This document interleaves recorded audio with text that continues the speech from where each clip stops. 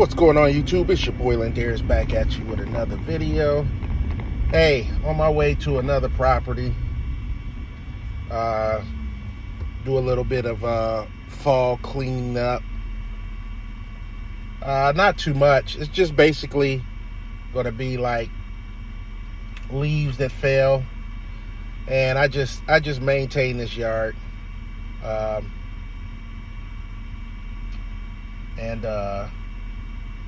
It's one of my properties that I take care of throughout the springtime. I don't know how this yard is going to go moving on for next summer.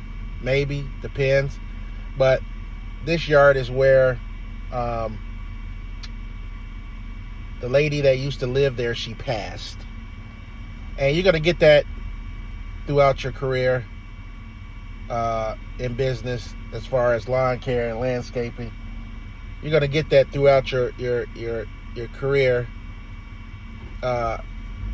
when people pass on, and either you keep that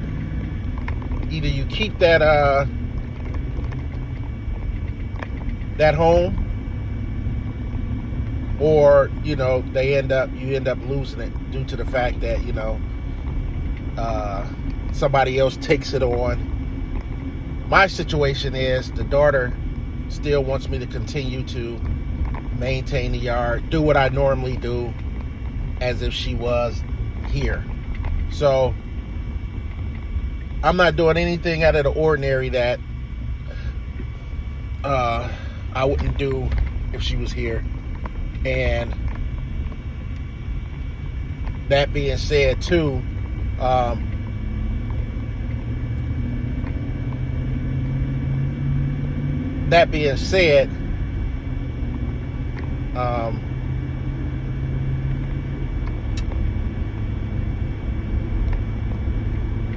knew they were pulling that car over. Just cut across. There's that sun again. Let me put this visor up. I was watching the cop, and he just jetted right in front of me. I knew he was probably going to pull that person over and stuff. So, but as I was saying, I'm not doing anything that I normally wouldn't do for this yard. Now, there are some things that I would do, that trimming up some tree limbs and things like that, which I would charge. But I also would have done an aeration and overseeding. But this all happened around that time, and she wanted to hold off on it. And I think she was talking about having the sprinkler system, irrigation system taken care of first, and she just never got back with me if she wanted me to continue to do it. So I just held off on it. Probably going through a lot, probably forgot about it. It's no big deal. If I end up keeping the yard next year, and she still allows me to take care of the yard, I mean, somebody has to take care of the yard. There's no ifs, ands about it. Somebody has to take care and maintain the yard, whether somebody else do it, I do it, or the owners do it.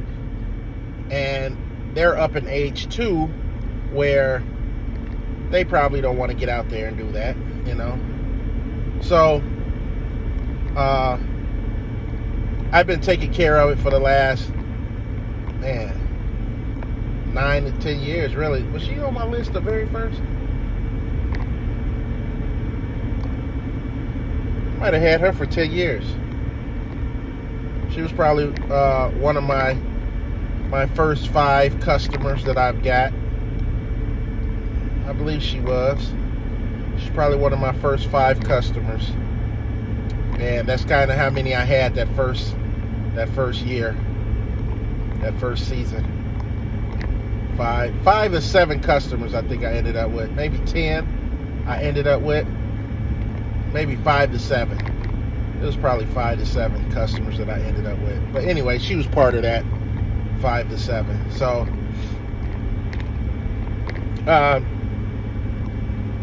and she's one of the yards that I just normally go over and mulch up leaves until all the leaves fall down. Just maintain the yard. Not too much of trimming and things like that, and edging. I'll get that back in the spring, but just run over it, mulch up the leaves, keep it looking presentable. So that's where I'm headed now. And I had got a few calls about leaf service, and I'm very particular about my leaf services now. I don't like to try to travel out too far for leaf services, one. Now, if it comes down to like mulching and blowing, that's no big deal. But if I ever have to pull out my leaf vac, I would rather be in town. I would rather stay in town to do that. Because I used to go out and about doing leaf jobs when people called me and stuff like that. Going somewhere in Kansas on the Kansas side, driving 45 minutes out, things like that. I would do it for the job, but I figured, why go all the way out that way when I should be getting leaf jobs here in the Blue Springs area. There's enough business in the Blue Springs area where I shouldn't have to venture out too far to do a leaf job, especially when I'm pulling that leaf vac. So, man, that light where is that light coming from? It's coming from up top. It's a part that I can't get. Put my hand there, but so that's where I'm headed. And like I said, I'm very particular about leaf jobs now. I'd rather just take on average size yards that it's going to take me an hour and a half to do by myself, maybe 2.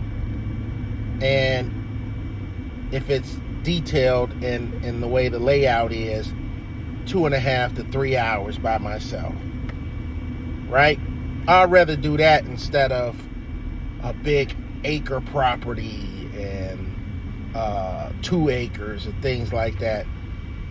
That's where I kind of, draw the line, just for the simple fact that usually it's just going to be me solo.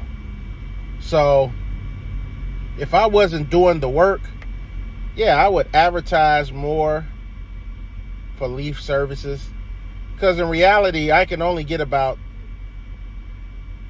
3 to 4 leaf services in throughout the day because of daylight saving time or whatever. So it gets dark around 4:30ish, going on 5 o'clock. So you got from the crack of dawn, maybe you're not getting out to 8. You got 8, 9, 10, 11, 12, 1, 2, 3, 4, 5. You got about 8. You got about a good 8 hours of daylight. 8 to 9 hours of daylight. So 2, 4,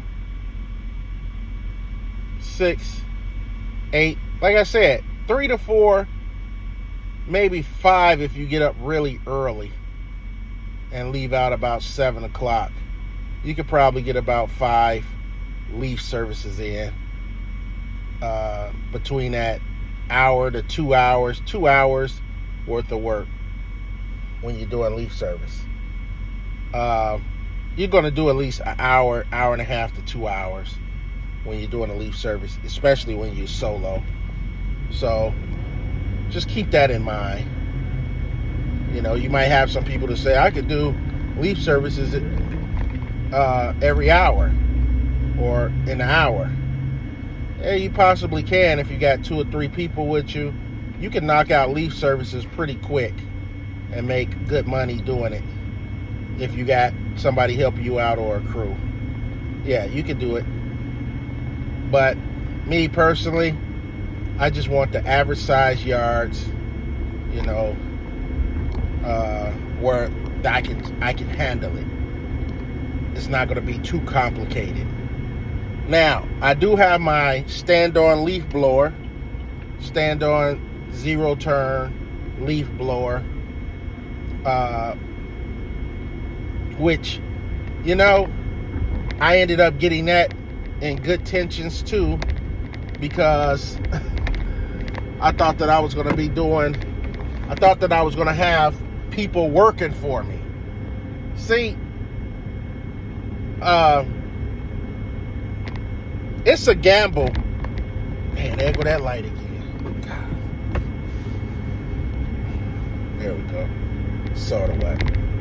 It's a gamble when you're doing business, because you can have all the good intentions in the world. You can have all the good intentions in the world of what you're going to do, how you're going to do it. You're going to have this big company. You're going to have people working for you. You're going to be able to hire people. You're going to be able to do all these things. And sometimes some people just have better luck. And not trying to say that in a negative way as far as, oh, you lucky. I know it takes a little work, but what I'm saying is, as far as luck,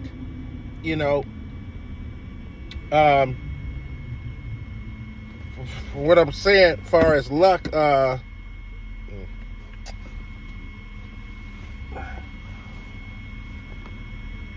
you might land a couple of good guys in the beginning when you first start out to jumpstart your business, where, man, you end up making 100,000 or six figures on your first year or your second year, because, man, everything lined up. I would think that would be kind of luck, when things line up and it's like, boom, you start your business. Hey, can I work for you? Hey, I want to. Now, you might go out and try to, say, hey, I'm starting my business. Anybody want to work with me? Blah, blah, blah. You might have some family members that start out working with you, some friends, and you might have that option where everything lines up for you to be successful for that year. And then for others, man, it's just hard to get a couple of yards. It's hard to get your zero turn. It's hard to do this. It's hard to do that. Things don't line up smooth for a lot of people. And if it does for you, that's great. And, man, take advantage of that. But majority of the time, business is just a roll of the dice. So here I am, and it's marketing too. When you go to some of these things like the GIE, they're not there for just because they don't want to be there. They're there to market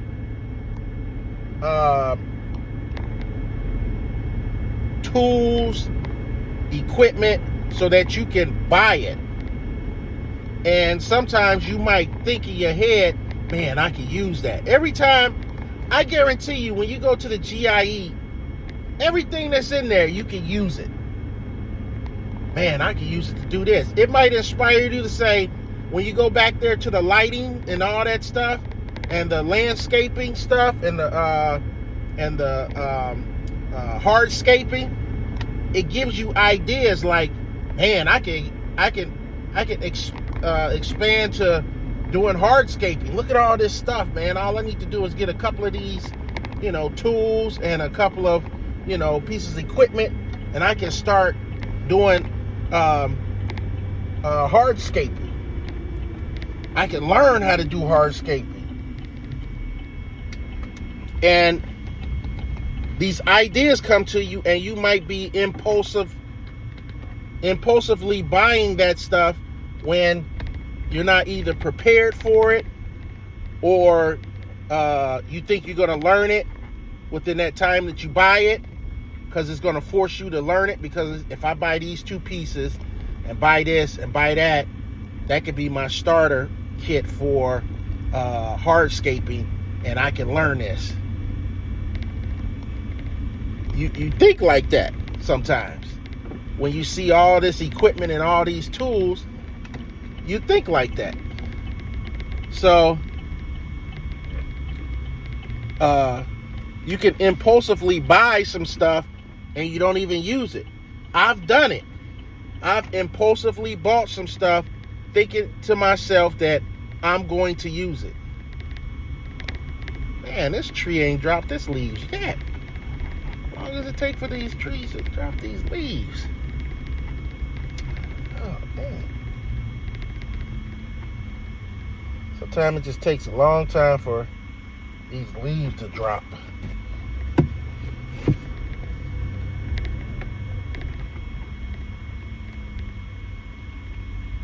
So it's basically just mulching up. But they coming down. I'll let you take a look at it. See the leaves? Still got some leaves on that tree. Still got some leaves over here.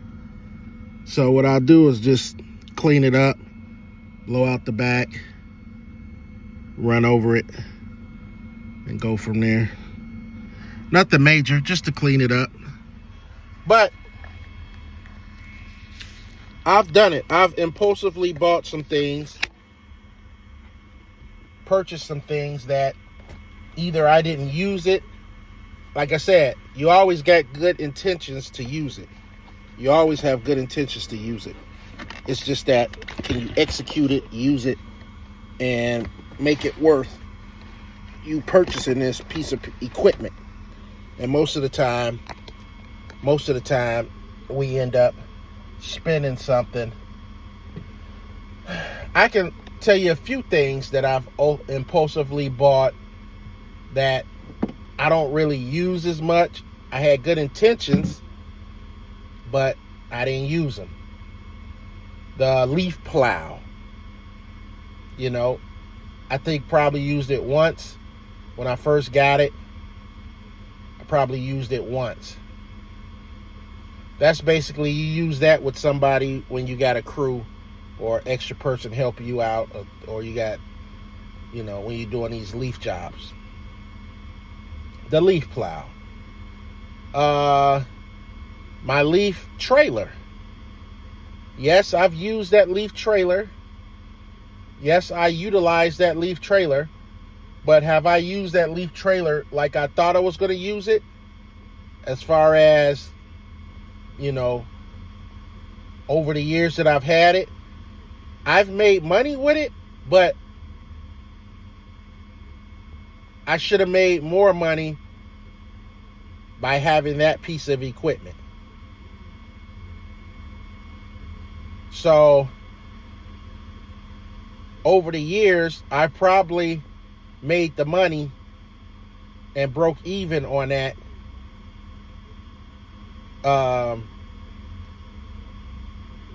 leaf trailer. I probably broke even on it. Maybe. So let's just say out of the 10 years, I've made $40K on leaf services. Then I broke even on it. I'll have to check it out to see. That'll be something good for me to check out and see. How much money have I made on leaf services compared to buying that leaf trailer? Did I break even on it? Did I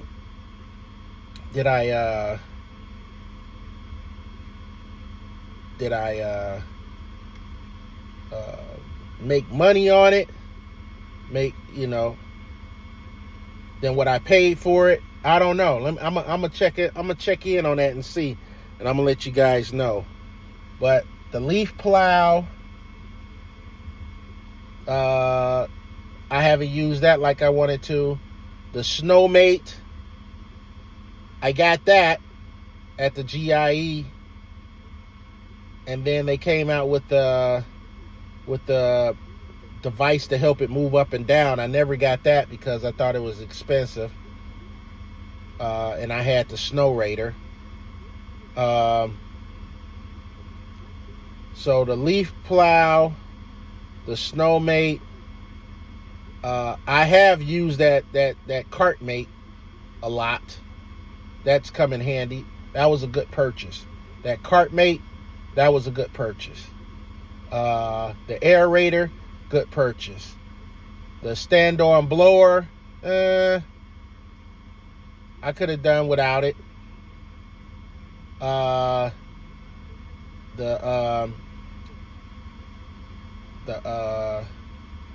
Snow Raider, I've used that a lot. I've made money with that Snow Raider, no doubt.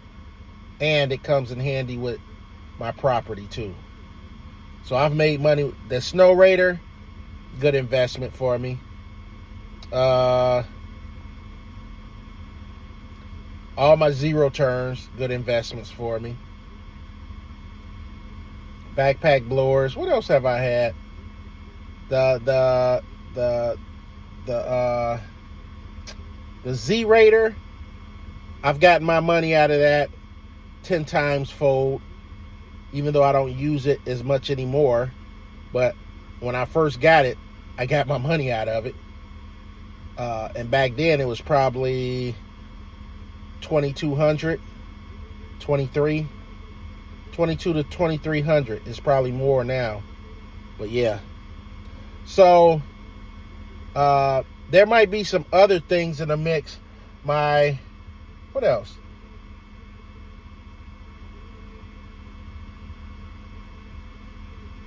There might be some other things that I've impulsively bought, and it might have been small that I shouldn't have bought it, because like I say, you're going to have good intentions when you buy stuff, but are you really going to utilize it and use it and make money off of it? Now, if I had a crew and things like that, I'll be using that stuff all the time. Like, I'll be out here trying to sell leaf cleanups like all day and lining things up so they can use that ant trailer system, my leaf trailer system, to be like boom, boom, boom, boom. We got 5 to 10 cleanups on the books today. We got 7 cleanups on the books. Yeah, I would be, pushing it, because I would be responsible of trying to keep my guys busy, and I would want to make as much money as possible in this leaf season using the leaf trailer. And you got 2 or 3 people, maybe 4 people, 2 to 3 people, 3 people doing your leaf jobs, maybe 3 to 4, 2 on a blower, one sucking them up, one raking it. One probably on the blower. Yeah, I'll have a nice little setup where they would pull up to a house and knock it out in 30 minutes, 30 to 45 minutes, and charging $500, $600, $700. So, because you'll have to charge more, because you got, your labor. You got 4 people working, you're paying them about $25 a piece. That's $100. So every hour. So yeah. Anyway, guys, let me get out of here. Let me get busy. Let me get this day going. And I'll see you on the next video. Peace.